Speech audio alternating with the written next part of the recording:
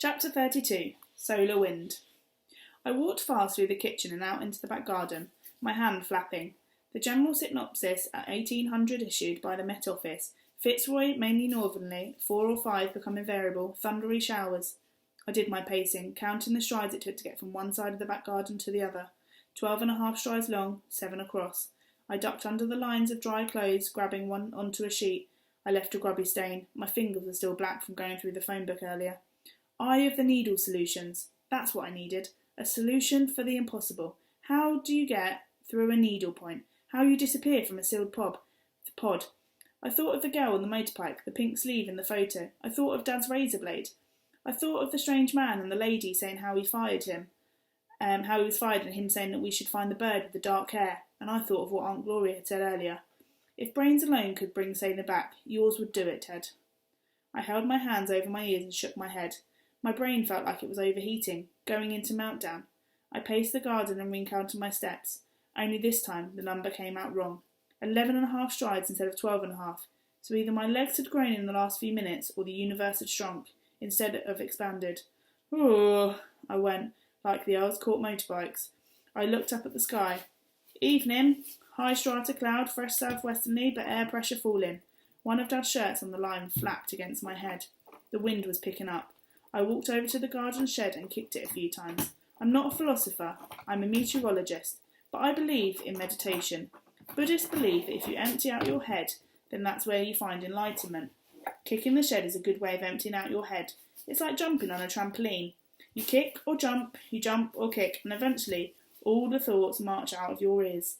Like a line of toy soldiers heading for the edge of the table, you're left with nothing, the empty nothing I told Salim about.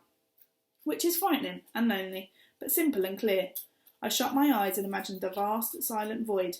I kept up the kicking. By the 87th kick, I was empty inside and a kind of solar wind arrived in my brain. A storm of charged particles rushed through my head like lightning, giving off strange flashes of coloured lights. A picture formed. It was like the aurora borealis burning in my brain. It sparkled so hard it hurt.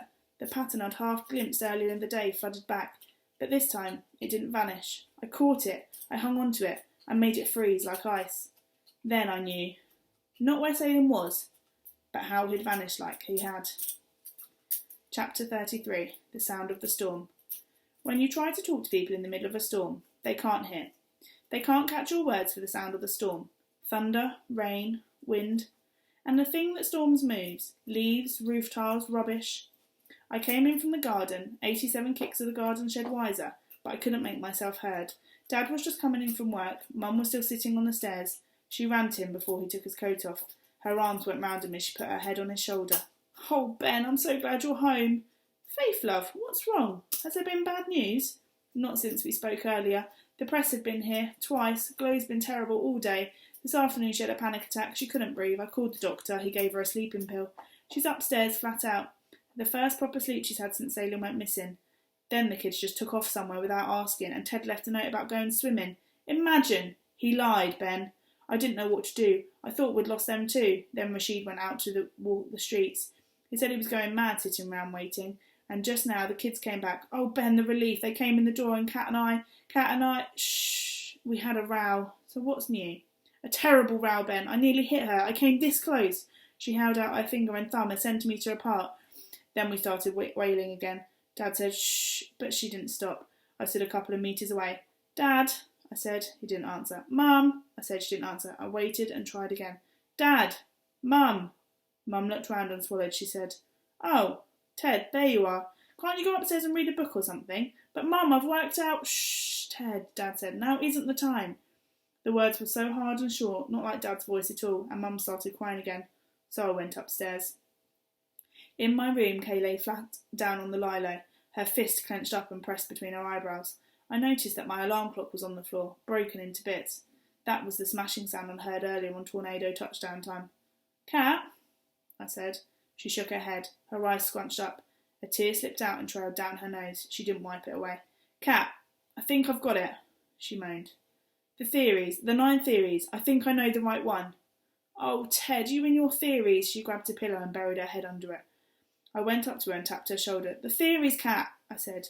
She looked up from the pillow. Go away, she said. Cat, I said. Then I added, Sis, because she likes me calling her this and she says it makes me sound normal. But this time it didn't work. Ted, I don't want to know. Go to hell. Cat. She took the pillow and banged me on the shoulder with it. That's to stop you looking like a duck that's forgotten how to quack, she said. Then she threw herself down and sobbed. Next I crept into Kat's room where Aunt Gloria was. Aunt Gloria, I whispered, but Aunt Gloria was fast asleep. This was not surprising, as Mum had said she'd had a sleeping pill. Sleeping pills make your brainwaves calm down into a sleep pattern.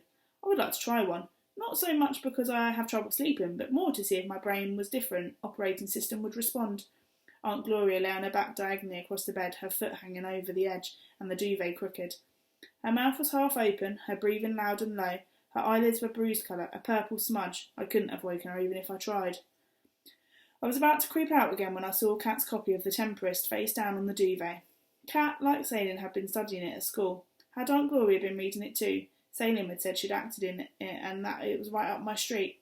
I realised now that it meant that I would like it, because it was named after the dramatic weather condition, and weather is what interests me most. I picked it up, sat down at Kat's desk and began to read. First, there was a long list of people. This is how plays always start. The author tells you who is who and how they are related to each other, and it is called a cast of characters. This one had a lot of men and some strange-sounding spirits, and a female called Miranda, who I remembered Kat saying was a dish rag. Then I read the first scene. I didn't understand it because the language was almost as hard to understand as French, which is my worst subject at school. I read it again, and a third time, before I worked out that it was about a ship sinking in a storm. That was as far as I got, when a groan behind me made me look up. Salem? It sounded, as if Aunt Gloria was speaking in her sleep. Salem! I crept over to the side of her bed, the Tempest open in my hands. No, Aunt Gloria, I said, it's Ted.